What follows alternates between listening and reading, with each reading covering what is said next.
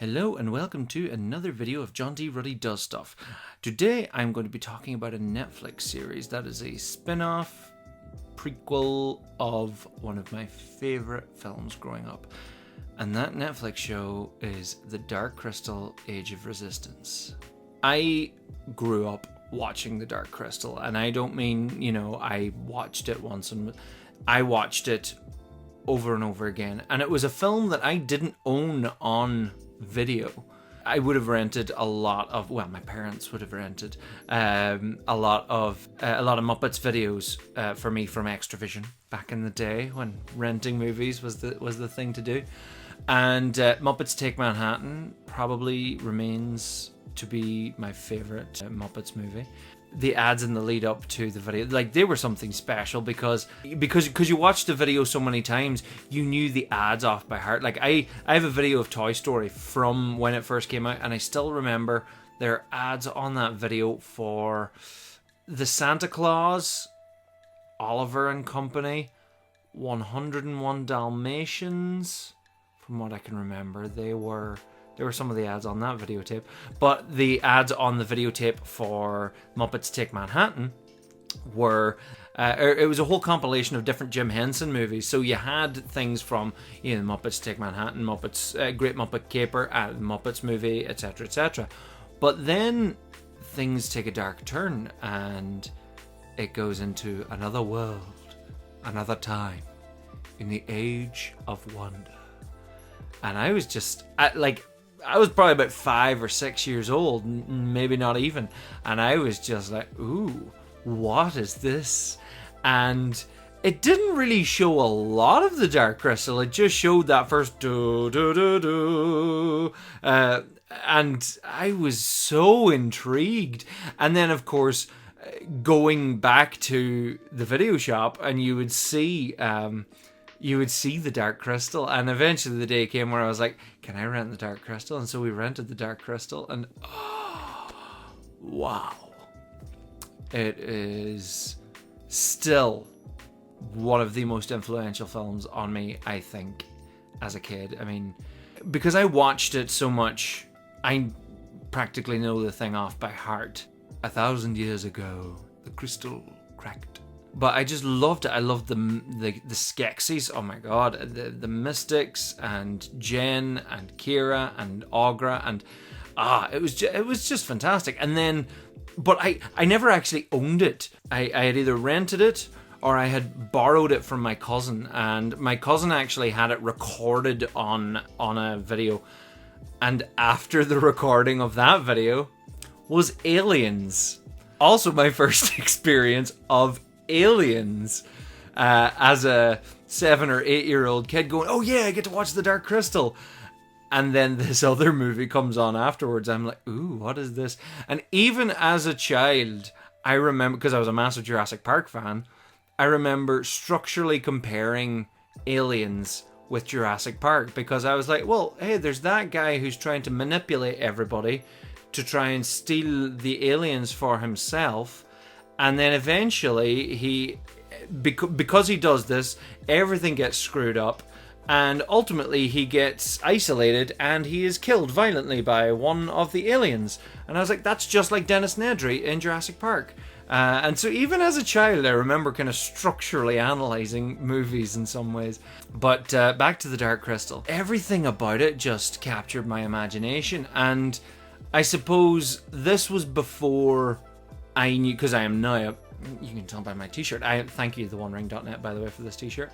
I am a massive Lord of the Rings fan, but when I watched The Dark Crystal, I didn't even know what The Lord of the Rings was. My first inclination of J.R.R. Tolkien was Christmas 2000, when my dad gave me a copy of The Hobbit to read, and it was perfect timing because it was a year before the first Lord of the Rings movie came out, so I had it just about read in time for the first movie, and I was just like, ooh. And the rest is history with regards Lord of the Rings and my love for it. But it's interesting watching The Dark Crystal and other movies of its time as well, say the likes of Willow, which was another movie that I watched when I was very young, and it scarred me. But having grown up and having kind of looked at The Lord of the Rings, and there is an element of similarity in seeing where a lot of the inspirations from. Like, I mean, with the Dark Crystal, you have this smaller figure who takes this magical item and has to bring it into the most dangerous place, right in the heart of the bad guy's lair, and put this thing in there. And once they do that, Shazam, everything is all back to normal for the most part. But still, I mean, it kind of laid down the foundations for my love of Tolkien, and it's clear that Jim Henson was greatly inspired by it as well. Even the amount of world building that he did, and the amount of foundation work that he did before making the movie. I mean, the amount of mythology that he created, and a lot of the writers created leading up to making it. It was just such a rich world. And then, of course, Brian Froud. Brian Froud is part of what I like to call the holy trinity of illustrators for me. My three favorite illustrators, in no particular order, are Alan Lee, John Howe, and Brian Froud. So years and years and years and years and years and years later, this random trailer dropped and it wasn't even a full trailer, it was a teaser trailer for The Dark Crystal Age of Resistance. I didn't know how to feel, because, well, seeing that it was all puppets, seeing that they were going into the same level of detail and artistry, I didn't know what to think, because it was just like, oh, is this going to be another one of those painful revivals that sometimes works, more often than not doesn't? Or is this going to be actually pretty good? And as it got closer and the trailer started to drop, and I was like, this looks the part. This looks interesting. And when I finally got around to watching it, wow. Dark Crystal, Age of Resistance is a powerful TV show. In a lot of ways, it really surprised me how powerful it could be, particularly in its themes. The themes of the Dark Crystal Age of Resistance are very powerful, very scary, and very real. And I think it is wonderful that there is a show like this that kids can watch, and that they can begin to explore these themes, because it's very scary at times. And I mean, the original film was very scary at times. And that's one thing that I love about this show, is that the show does not shy away from. In fact, it even goes further with how dark and scary it can be. As a kid, I was terrified of the Gartham. Anytime they would just come to life, and you just hear that. Ugh. But yeah, and even the Skeksis were very scary, so it was a dark, scary thing. But Age of Resistance explores some very heavy material, such as climate change. The way that they tackle it is very effective. I mean, it's very cartoonish in a lot of ways. I mean, like the Skeksis as villains, even more so in the show, I suppose because you get a lot more of them, they're very cartoonish in just how loud and ignorant and crazy they are at times. But at the same time, it's terrifying, because I think what's so effective about what they do, because it's not just climate change that they tackle, it's genocide, it's capitalism, it's class and race and the divide. It's all of this stuff is in there, and it's there to be explored. And I think they do it fantastically. The Skeksis are just terrifying, because they're not these, we are going to take over the world because we're evil, but they do it out of such a selfish way. Whereas, I suppose in media, a lot of the time at the moment, we've started to get a lot of villains who are very sympathetic. you can really understand where the villain is coming from. The likes of Thanos, the likes of Killmonger, where you're sitting there going, do you know what? I can see their point. I mean, their point can be horrific, but I can understand where they're coming from, and it makes them to be a much more sympathetic villain. But the Skeksis are a bit simpler in that way, where they're cruel, they're wicked, but just their brazen attitude that increases as the series goes on is really terrifying to watch.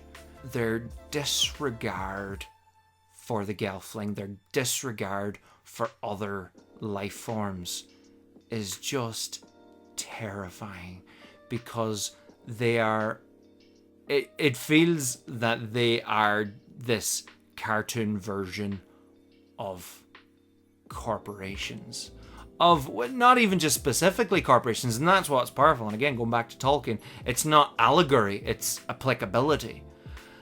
And it's so effective because you can see a lot of that and you can apply a lot of that to today, where you've got a lot of the Skeksis who are going, well, no, we have to do this because we're going to die if we don't. When the Skeksis discover that they can drain Gelfling's essence, it is quite terrifying, because it's this moment where they know that they have crossed a line. They know that they have uncovered this new taboo, but they're fine with it. They know that they've done it. By the way, spoilers for this entire series. When they realize that they can drain Gelflings of their essence, and it's this thing of, oh, should we keep doing it? And some are questioning it, and some, the likes of Chamberlain, who is of the opinion, oh well, no, let's not all do it at once. It's like, I mean, we have to manage this. We have to manage the herd, essentially, and we can't slaughter them all at once. But just how they trickle into this thought process of, well, yeah, no, this is what we're doing now. We're actually going to be harvesting the Gelfling. It's terrifying, because as history has seen in the past, genocide doesn't happen overnight. And it's like this slow chokehold, but once there are certain watershed moments, there's this terrifying acceleration. And one of the bits that really got me, the Gelfling guards at the castle turn on the Skeksis, and we don't even see the battle. We see the aftermath of it. And we see the big gourmand Skeksis peeing against the wall. And it's disgusting. And Chamberlain is coming back. And because he's been away, and he's going, what is going on here? And he's like, oh, you missed it. We killed them all. And we've eaten, and we've consumed all of their essence. And it's great.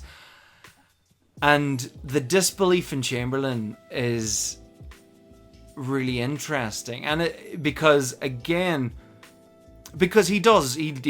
absolutely partakes in the consumption of Gelfling essence, but he does it because he is from that position of privilege, where he is in the position of going, well, it's not going to affect me, and if everybody else is doing it, I may as well start doing it, so bottoms up. And it's terrifying. And just how they're all sitting at the dinner table, gorging on this essence. It reminded me of the Walrus and the Carpenter from Alice Through the Looking Glass, and where the Walrus and the Carpenter lure in these oysters, and they're like, no, come in, we shall do stuff. And what that stuff ends up being is they eat all the oysters. And it's really disturbing. again, I think it's so powerful that a show like this, that kids can watch, older kids anyway, can watch this and engage with these really powerful themes.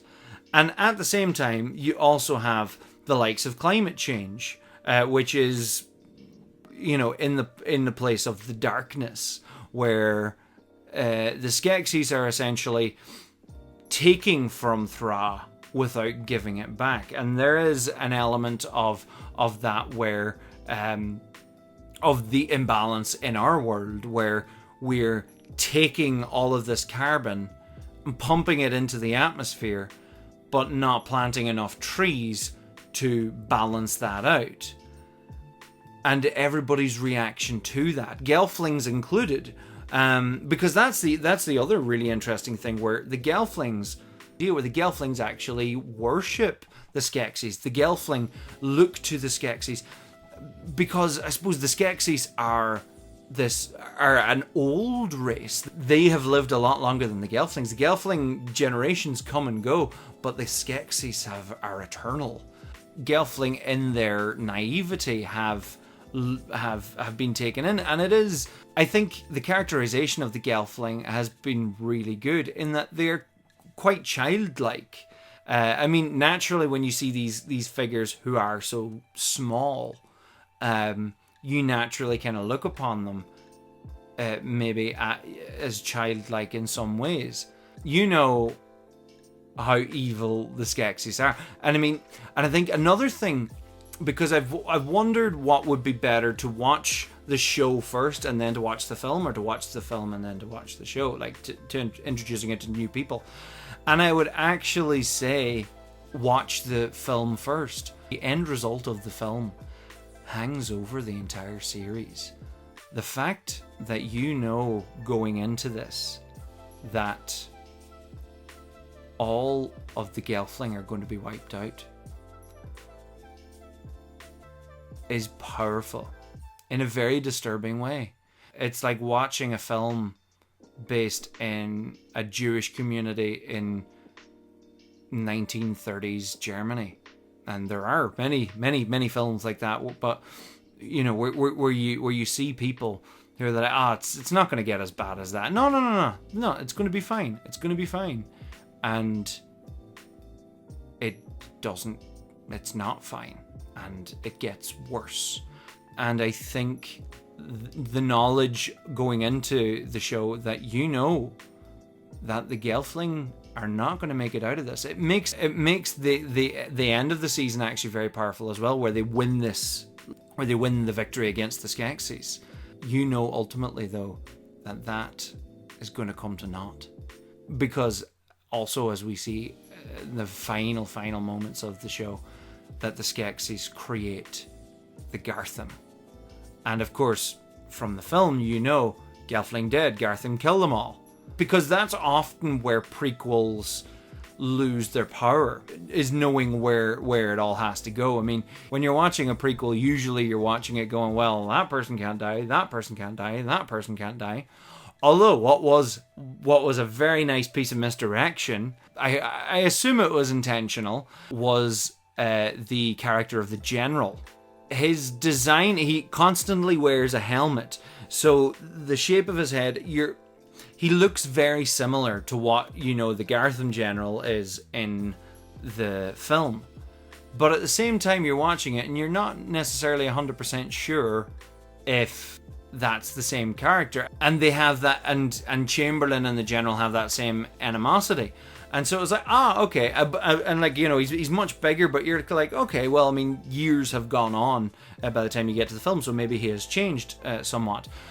But then ultimately in the season finale, Chamberlain actually kills him. And to which I was like, so that wasn't him. Which is exciting. And of course, after I finished watching the show, I went back and watched the film, and it really enhances your viewing of that film so much, because also there's a couple of Skeksis who aren't in the show yet. Of course, there's the new Skeksis, which I'll get to, but you've got the Skeksis who aren't in the show, like the Slave Master and the Garthim Master aren't in the show yet. I assume they'll be showing up in season 2. Hopefully we get a season 2. Even watching the film, knowing a bit more of Gelfling culture, when you learn that all the Gelfling are dead, then having actually seen their ways of life and their very, very rich, diverse culture, and you just feel the loss so much more. And even so, I think, now I'm not 100% sure, but the ruins that Jen and Kira go into after escaping the Podling village, I think might be Stone in the Wood. I'm not sure. Now, of course, prophecy carved on the wall is clearly post Ages of Resistance Season 1, because we haven't heard the prophecy yet when single shine the triple sun, what was sundered and undone shall behold the two made one, by Gelfling hand or else by none. So obviously that prophecy was made later and so carved on the wall, but I still think that those ruins, at least just by the geography, and even because I went back then and compared it to the throne room in Stone in the Wood, and I think it could be the same place, which is also a really cool detail. I love all the different clans of the Gelflings, like if the Drenchen, the Vapra, the Groton, Stonewood, Sprighton, the Dusan, and the Sifa. And I think that was really cool as well. I think a lot of that stuff had been, I'm not sure how much of that was from original backstory that Jim Henson and company had come up with back in the early 80s. The way that the different Gelfling clans interact with each other, and like where Deet, love Deet, where Deet is walking through Stone in the Wood, and they're all treating her badly. And, well, Deet in particular is treated very badly in loads of different cultures. It's a wonderful way to explore racism for kids without getting full-on heavy into racism of our world. There's racism in Thra. And just seeing how the different characters interact with that, and how it effectively was put in place by the Skeksis. At least, they say how the Skeksis helped divide, the Skeksis divided a lot of culture. The Skeksis divided us. The Skeksis, made us look at each other differently. And again, that's a very powerful thing. I mean, when I was making my video about the War of 1812, there was one of the quotes from Tecumseh, who basically said, it was the white man that came over here and divided us up into all these different clans, or all these different tribes. And, we don't try and divide you into different groups. So you come over here and turn us all against each other. It has a lot to say about class. It has a lot to say about race. And about the Skeksis, not only being, obviously, they're a separate race, but even just how they represent the upper class, I think is very interesting. And how that one part where Celadon becomes all Maudra and essentially turns herself into a Skeksis, or wears robes like a Skeksis, and totally sells out her own Gelfling kind. She was a very interesting character. Well, the first scene where she comes out before her fellow Gelfling, and they're like, "Oh, she looks like a Skeksis," and she's standing above them, and her crown is going even further. And when she then goes to the Crystal Castle, and all the Skeksis are surrounding her, it's a very disturbing scene, because at this point, the Skeksis just don't care anymore. Up until this point, the Skeksis have been working in the shadows, or keeping all of their secret stuff secret. But they've gotten to a point now where they just don't care. They're so powerful and so confident that they don't care. And it's really disturbing. And she's like, well, I assume the rest of the Gelfling clans won't be punished the way that you're going to be punishing the Stonewoods. And the Emperor's like, nope. And, you know, she's like, but there's this ridiculous rumor that you're draining Gelflings. And the general just comes straight out with, but we are draining Gelflings. It's so disturbing. They have become so brazen and so confident in their position that they're quite happy to just come out with it now and go, yeah, no, we're killing Gelflings, we're draining Gelflings. It's deeply disturbing, and that is so scary. And then where they just crowd around her, and because I mean, there's a similar scene in Dark Crystal where they all gang up on Chamberlain and strip Chamberlain of their clothes. But then the same thing happens here, except it's not a fellow Skeksis, it's this tiny little Gelfling. And even there, she sells out her own kind. She's like, well, seven a trine, or whatever it is. You know, we can appease you still. Appeasement. We can appease you still. Or she content with sending off her own people to feed the Skeksis because she is so convinced of the status quo. And she, at that point, still feels like she's one of them. She still feels at that point that she is on par with the Skeksis, or at least, you know, she's getting there. She's got her foot in the door. And they're just looking back at her going, not even looking at her. Like, but before she comes in and someone tells the Emperor, oh, the old Modra wants to see her. And he's like, isn't she dead? It's like, oh no, the new old Modra. It's like, whatever. You know, they've become so interchangeable. They're like, they all look alike. But just where they've gotten to that point where they're just looking at her and they're like, you're never going to be here. You're never going to be one of us. And they just strip her of all of her robes. It's deeply disturbing. On varying levels, you know, from class to abuse. It's very, very disturbing. And very challenging for children. Although, as I say, it's really good. Kids discover things at some point, at some time. As I trained as a teacher at learning about drama and education, that's what that is all about allowing children to explore these themes in the safety of this fantasy story. So when the time comes for them to actually explore the real stuff, they've already been thinking about it, but not in a, oh my god, humanity is terrible kind of a way. Oh my god, humanity is terrible, they committed genocide and stuff like that.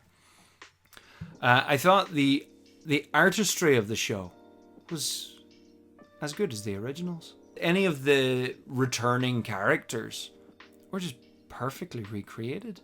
Now, perhaps, I suppose, because it wasn't shot on film, I think there's a slightly more rubbery look to some of the characters, but there is always quite a strong kind of suspension of disbelief that you do going into these, because they're puppets, and you can very easily sit back and go, well, they're just a bunch of puppets going burp, burp, burp, burp, burp. But that's not what this is about. It's telling a story. It's a means of telling a story. And it's wonderful to see such an amount of money being put towards a project like this again. I think Jim Henson is a very unsung hero. I mean, obviously everyone is like, oh yeah, Jim Henson, the Muppets. And yeah, the Muppets are great, but like the other stuff that Jim Henson was doing, I think he just, you know, I mean, Jim Henson should be right up there with George Lucas and Steven Spielberg, I think. Obviously, I mean, he doesn't have as long a filmography as the two of them do, but I love Jim Henson. I loved how they how they merged practical and digital effects for the most part. So some of the new Skeksis I thought were fantastic. Well, I loved the Hunter. The Hunter was fantastic, and I loved the design of the Hunter. And funnily enough, again, this going back to, I never realized, and I had watched this for years, I never realized that the Skeksis had 4 arms. I mean, obviously, the Mystics have 4 arms, but I never realized. And going back and watching the original film, whenever they strip the Chamberlain, you can see these tiny little withered arms, and it's just so much that they, either through laziness or whatever, don't use them. But I find that really intriguing in the character design, and that's a character design that went all the way back to the original film. I loved a lot of the work. One detail that I thought was questionable, and I really didn't like it, was the digital CGI tongues of the Skeksis that I found was overused. Way overused. It's something that is very distracting, and I think detracts from the puppet, because very rarely did it work, I found, because they digitally added tongues to make them wag, rather than just being stuck at the bottom of the mouth. But the problem with that is, and I can understand why, the theory behind it, because you were like, oh well, we want more accurate tongue movements, and so that it doesn't look like the tongue is just stuck to the base of the mouth. But the problem is, they're not accurate tongue movements for the most part. It just looks like the tongue's just floppy the whole time. And if they're talking, now obviously, I mean, the tongue does move, but like there's bits where like the Emperor is laughing, he's like ha ha ha ha ha ha, and the tongue's just going. It doesn't look right, because when you go ha ha ha ha ha, your tongue doesn't move, and it would have been much better to just have the puppet ha ha ha ha ha. Whereas it almost reminds you that it's a puppet with this digital tongue going ha ha ha ha ha ha, because it doesn't match what you're hearing, and obviously, I mean, you're very limited by your lip movements and anything that you're doing with that, and it takes a lot of discipline to do what you do with the puppet, but I found that those digital tongues rarely worked. The only times where they worked was when they're just sitting there going rah, and obviously my tongue's not even moving there, but it works when their mouth's wide open, or when they're not speaking at all and they're just looking at the other person. They're just like, if they're just sitting there like that and just seeing the tongue like just kind of moving and gliding, that worked. But when they're in the middle of a conversation and they're just talking, it's such a distraction, because you just feel there's tongue, and it doesn't work, and it's a huge distraction. That's one of my few problems with the whole thing. And of course, the new Gelfling characters, I just love, particularly Deet. Deet was very much the standout character of the entire series, I thought. Voiced by Natalie Emmanuel and performed by Becky Henderson. She's just such a wonderful, positive character. In a show that gets very dark, she's just so wonderfully innocent, and I think it's very powerful just how her character arc goes, where, I mean, she literally comes out of the ground from a family of 2 fathers, by the way. Well done in including that. I want to see a lot more of that. Where she literally, is walking with a blindfold and allowing her eyes to adjust. And by the time she comes back into the cave, she's bringing Rian down, and he is finding it difficult for his eyes to adjust to the dark. It's very, very, very platonic. in a lot of ways. What I love is that she, out of all of the characters, seems to be very much the most innocent and the least world weary. You know, she's just open to everything. She's just like, oh, hello, and Natalie Emmanuel's voice work is just so sweet, or she's just so happy, so, you know, hello there. She's adorable. But then at the same time, it's very effective that it is her who takes on the biggest burden. It is her who takes on the power to absorb the darkness, and it is her at the end. She's walking off on her own because she's full of the darkness, and it's very tragic in a lot of ways. But again, I think it's very telling in this world where it is the innocent that seeming have to stand up. I mean, in a world where you've got teenagers going out on strike because adults are screwing up the environment, you know, and adults are sitting there going, well, shouldn't they be at school? It's like, yeah, they should, but they feel it's more important to go out and protest because in school they're learning about how adults are screwing up the world. So can you blame them?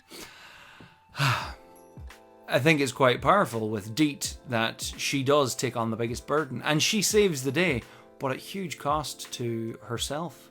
I'm also really intrigued as to the parentage of Jen and Kira, because, you know, I suppose it being a prequel, they have to come from somewhere, and so it is very intriguing looking into the future. I mean, it's an all-star cast. Like the amount of people who are in it, like just Taron Egerton, Natalie Emmanuel, Anya Taylor-Joy, Mark Hamill, Helena Bonham Carter, Simon Pegg, Andy Samberg. I'm not sure, was he going for Yoda or was he not, but it worked. It was fun. He was very fun. Jason Isaacs was terrifying. Just how brazen he was as the Emperor. Natalie Dormer, Alicia Vikander, Eddie Izzard was quite entertaining. And that's only the start of a very, very, very long list of amazing voice work. But not only that, you have the amazing puppeteers.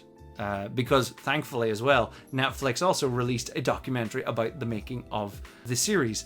So that is wonderful. So anybody who has been thinking about watching The Dark Crystal, Age of Resistance, watch it. Watch the film first. Of course, I mean, I've spoiled certain bits of it. If anything, a lot of the twists and turns in the story, it feels very much like Game of Thrones for kids. Like, that's what it feels like, and I suppose Lena Headey being in it as well adds to that, but it very much feels like Game of Thrones for kids. There are some moments in it, particularly at the end of the episodes, like, that are something that you get in Game of Thrones. Maybe, you know, like, it gets genocidal. It's horrific. But yeah, I cannot highly recommend the show enough because it's fantastic. As a massive, massive fan of the film, I thought this really, really worked. It saddens me every day that Jim Henson isn't here. That was one other thing that I love about Jim Henson, was just his wonderfully positive outlook on life. There was a special magic to the films that he made. You know, it wasn't mindless. There was something to it. There was believing in yourself. There was standing up for yourself. And he was a man that went way, way, way, way, way before his time.